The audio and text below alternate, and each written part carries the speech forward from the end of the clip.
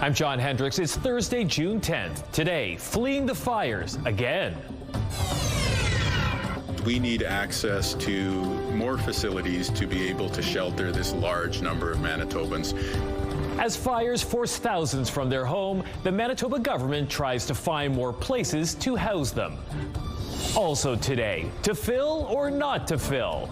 That's the question for Winnipeg drivers looking for gas deals. Why are prices changing so often and by so much? And I'm Daniel Halmerson. After a hot and humid day, chance of some thunderstorms in the forecast. I'll tell you where and when coming up.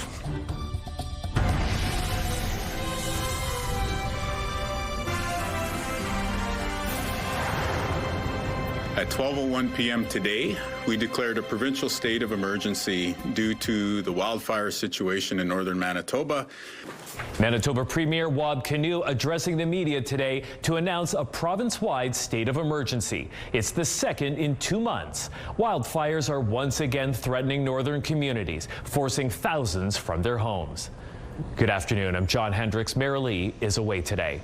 Thousands more evacuees are headed to Winnipeg at this hour as wildfires threaten more communities in what is now the worst Manitoba fire season in decades.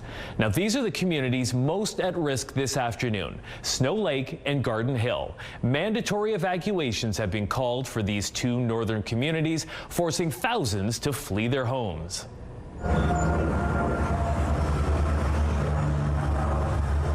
In Garden Hill, water bombers were doing their work in the sky, trying to douse a fire burning dangerously close to the community. And on the ground,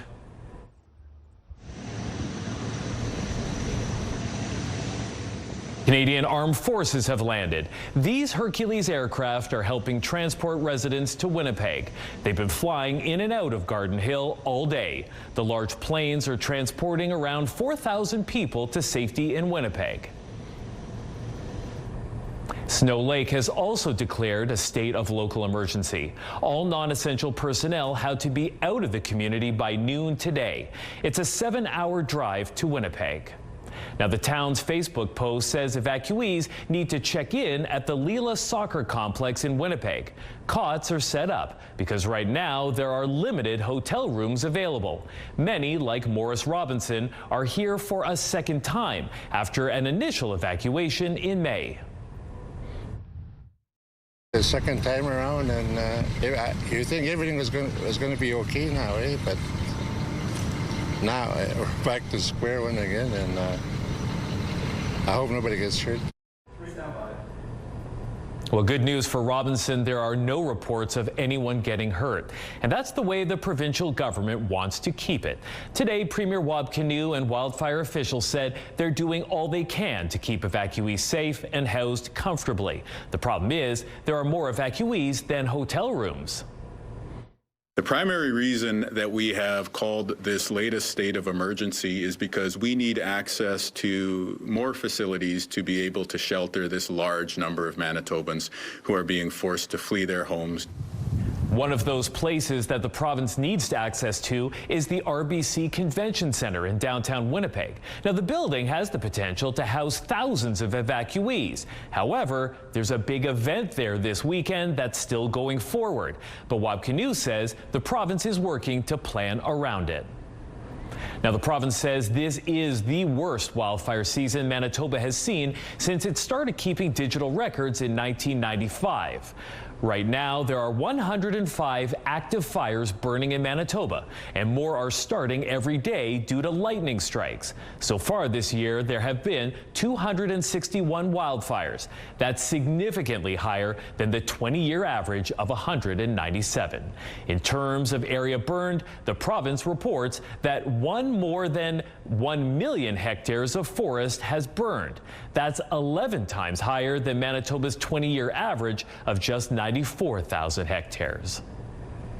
This is the worst year in our 30-year electronic record. So we have records going back to 1995. And the area burned is the worst that we've seen in all of those 30 years. We'll have more on this developing story later tonight, including how the Premier responded to complaints from some U.S. lawmakers that Canada isn't doing enough to curb wildfire smoke. That's on CTV News at 6.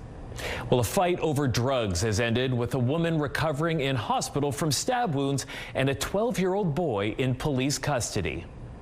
Winnipeg police say it happened on July 4th at a residence on Pritchard Avenue. Police allege a dispute over drugs broke out between 3 adults and a youth. A 31-year-old woman managed to flee the building, but police say 2 people chased her down, threw her to the ground, stabbed her, and tried to steal her purse.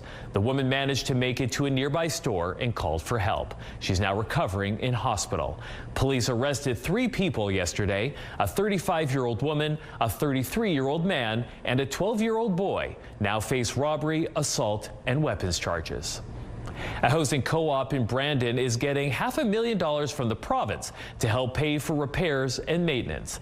The Spruce Woods Housing Co-op Board is still deciding where to use the money, but its manager says 28 of its 81 units need to be refurbished, and work is needed on the parking lot and on energy efficiency. It's hard work to not only maintain aging buildings, but to keep up with the ever-increasing costs of repairs, water bills, etc. But for us, it's harder.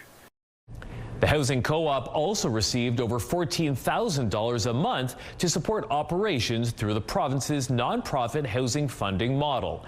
It'll celebrate 40 years in operation this September. An independent investigation is underway after a police officer shot and killed a dog in western Manitoba. It happened yesterday morning on Swan Lake First Nation. The Independent Investigation Unit of Manitoba says a First Nations police service officer went to a residence to make an arrest. Now, while at the house, a dog bit the officer. The IAU says the officer left only to return a short time later when he shot and killed the dog.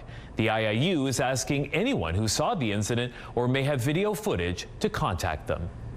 Well, if you spent any time driving in the south end of Winnipeg lately, you may have noticed some enticing prices at the gas pumps. CTV News spotted a handful of gas stations along Kenniston and McGillivray Boulevards, as well as Grant Avenue, with prices floating around $1 a liter, and some even below $1. And it looks as if drivers have taken notice, forming long lineups at some locations or filling multiple jerry cans. But don't expect these prices to last forever. Experts say the price war and wildly fluctuating prices may be short-lived. They are not making much of a margin. That is really not a sustainable operation. That's why there's a lot of stations that are not going to match that. The price war appears to be unique to a few cities on the prairies. Gas buddies say prices remain above $1.40 a liter on both the east and west coasts. The city and some community groups are hoping to make it a little easier for drivers to park as Winnipeg retires its pay stations. The city is offering prepaid parking booklets with 10 one-hour passes that you can display on your dash. Now, those are available at the parking store on Portage Avenue and transit customer service centers. You can also call 311 to order one. Additionally, ambassadors from various biz groups are going to be on the street helping people out. Part of it is just by giving people more information, letting them know where they can purchase tickets and the different ways that they can purchase parking, whether that's through the app, through a 1-800 number, or at different sites that are selling the parking booklets. Giving them that information and allowing them to make the decision that's going to work best for them to pay for parking now and in the future. The pay stations started coming down in earnest Tuesday and are expected to be completely gone by the end of August. Then, drivers wanting to park will need to use the Pay by Phone app.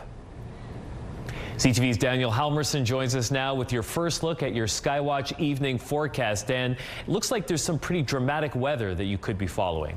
Yeah, absolutely, John, as we all felt it hot and humid here in Manitoba, at least in the south today. And over the last few hours, a severe thunderstorm watch was put in effect for much of the south, and then a warning in the Gimli area. Now, it's firing off as we speak in that area with heavy winds, heavy rain, and the chance of some hail up to a ping pong ball size. You can also see some of those storms over the border in Ontario. The rest of southern Manitoba is under this warning right now. Right around Brandon, that red, that just appeared over the last couple of minutes. I'll have a look at that. And it's just part of the kind of stained glass window effect we see on the satellite there, John. I'll have your full forecast coming up shortly. And taking a look outside in Winnipeg right now, 29 degrees over mainly sunny skies, feeling closer to 36. The wind out of the southwest at 17, gusting up to 31. The pressure's rising, and John, the humidity sitting at 55%. The Bathfitter Live Eye is brought to you by Bathfitter, your bath and shower experts for more than 40 years. And a quick look out on traffic at Notre Dame Avenue. Kind of busy, but flowing for the most part on a relatively easy summer drive. This has been a 6-month hardship for small independent dealerships. Help on the way for car dealerships forced to pay EV rebates out of their own pockets. We'll have that story for you after the break.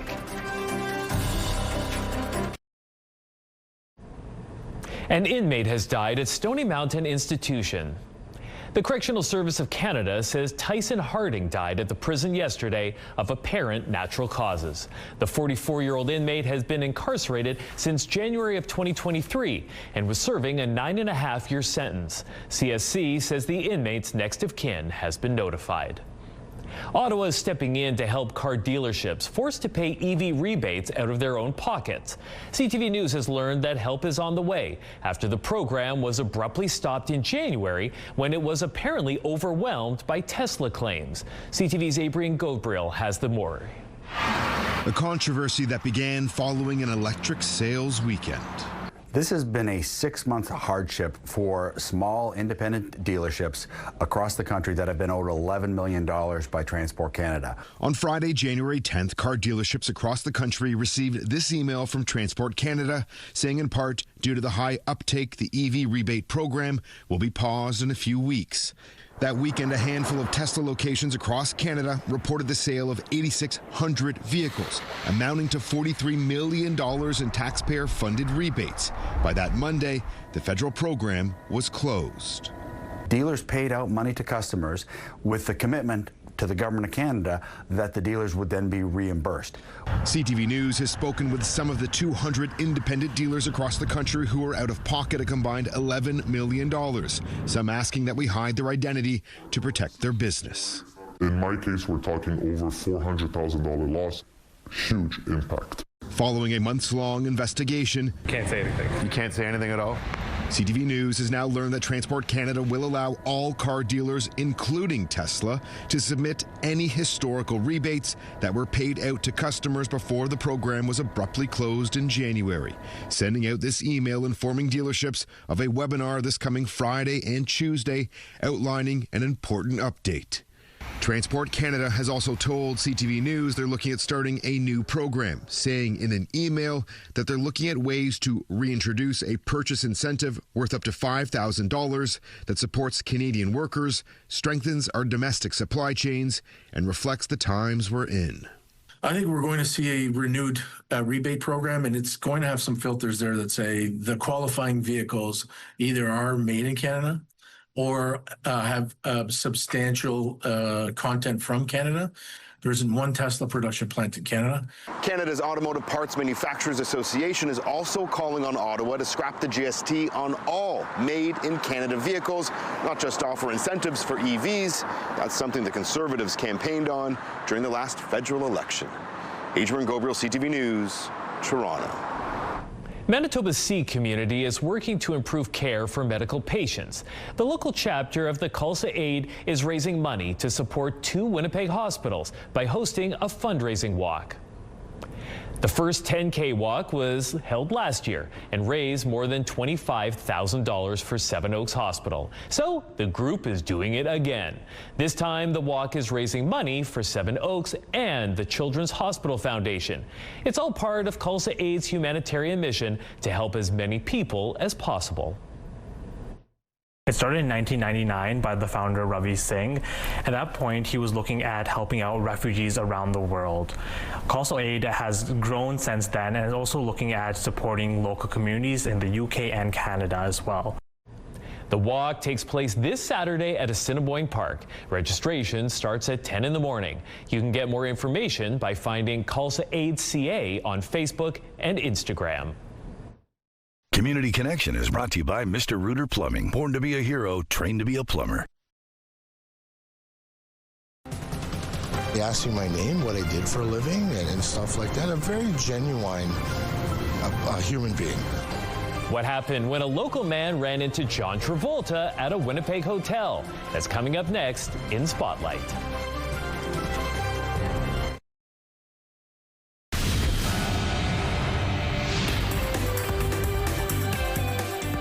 Spotlight, sponsored by the Casinos of Winnipeg, presenting Night Ranger. Daniel Halverson has your Spotlight today. And Danny, you never know who you might run into when you're out and about in our city. Yeah, it could be an old friend, a city councilor, or Hollywood royalty like John Travolta. Now that's a picture of the actor with Kevin Kipling. Kipling was at the Fort Garry Hotel for a business meeting and sat down in the lounge. When he looked up and saw someone who looked familiar, and it turned out to be someone very familiar to anyone who has seen Pulp Fiction, Saturday Night Fever, or Grease. Yep, John Travolta. So Kipling says he went over and started talking to the actor. He just asked, he goes, hey, you want to sit down? And I said, can I get a picture of you? I said, I don't want to bug you. I said, you probably get bugged all the time. And he just, he says, yeah, and he asked me my name, what I did for a living, and stuff like that. A very genuine human being. Now, John Travolta is in town shooting November 1963. It's a movie about the assassination of President John F. Kennedy. Winnipeg is standing in for Chicago and Dallas.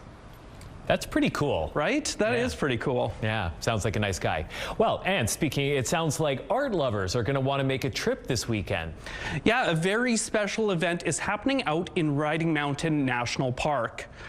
Wasagaming Community Arts is celebrating its 55th anniversary with an exhibit featuring pieces from its founders, Edith Holden and Joyce Smedegard.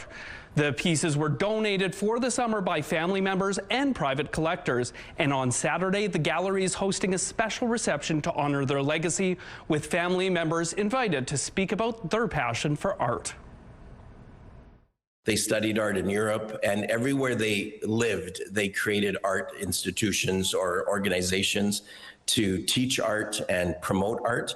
They first met in Portage la Prairie, and then Edith moved here to Clear Lake to start several family businesses, and soon started the Wasagaming Community Arts Center.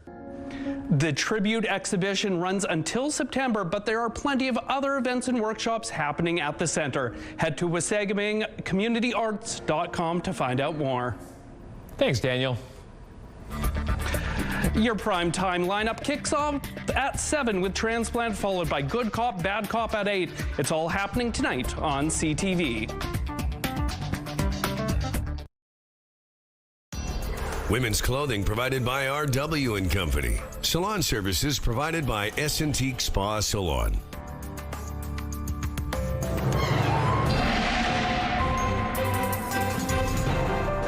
CTV Skywatch weather brought to you by South Beach Casino and Resort. Visit southbeachcasino.ca. As I told you earlier, some severe thunderstorm warnings and watches in effect around parts of Manitoba in the Gimli, Winnipeg Beach area. That one's been issued for since about 4:30, but just as we came on air, a second warning in the area around Souris, the RM of Oakland, as well as the RM of Grasslands. That's just south of Brandon, so risk of some severe thunderstorms there as we speak. As for the rest of the province, a very hot day here in Manitoba, and the yellow you see there, including Winnipeg, is that thunderstorm watch. So we could see some storms develop here in Winnipeg over the next few hours. Lots happening in and around the city with Folk Fest, Country Thunder, a ball game tonight. So people heading out, be aware that we could see some storms. As you see on the satellite there, They are rolling through Manitoba, southern and parts of the north throughout the evening, overnight into Friday. Around 3 a.m. we could see another thunderstorm develop here in Winnipeg. As we move into Friday, seems like it's clearing up, but not really, folks. We're going to probably see more rain and that risk of thunderstorms as we move through Friday into the weekend. But some good news. We should see some sunshine by midday on Saturday. Tonight, though, risk of thunderstorms dipping down to 17 overnight, winds out of the north at 15. Tomorrow, again, risk of thunderstorms hitting 23 degrees, wind picking up out of the northwest, gusting up to 40. And as I mentioned, some sun over the weekend, high of 26 on Saturday, mostly sunny. Lots of sunshine on Sunday with a high of 28 before the rain returns for the start of the next work week. Our first weather pick of the day comes from Connie. That one's out in Petersfield of a beautiful sunset. The second one, I really love this one, a picture of a fox. This one's from Diane out at Black Sturgeon Lake. He's just having a little snooze there. Keep sending those photos in to Winnipeg Weather at ctv.ca. Thanks, Danny. A Portage La Prairie teacher is lacing up her sneakers and running across Manitoba to raise awareness about mental health and suicide prevention. If I was having a rough day or whatever, just go for a run. Diane Wing started running in 2014 following the suicide death of her husband, and she hasn't stopped. Yesterday, she began a fundraising run for the Canadian Mental Health Association to mark her 50th birthday. Wing will be running 50 kilometers a day for 10 days. She wants people to know they're not alone. If you need help, please try and find help, because your loved ones really need you, and it's okay to not be okay, but ask for help if you need it. Wing says the response so far has been overwhelming, with people reaching out or catching her on the run and saying hi. She's hoping to raise $10,000 for the CMHA. You can find a link to support her run on our website, ctvnewswinnipeg.ca. Just a wonderful cause, and I don't know how she is going to be able to run that much over the next 10 days. I could run probably 50 kilometers in one day or 10 days. Yeah, oh, God. All right, well, thanks again. We'll see you at 6 o'clock.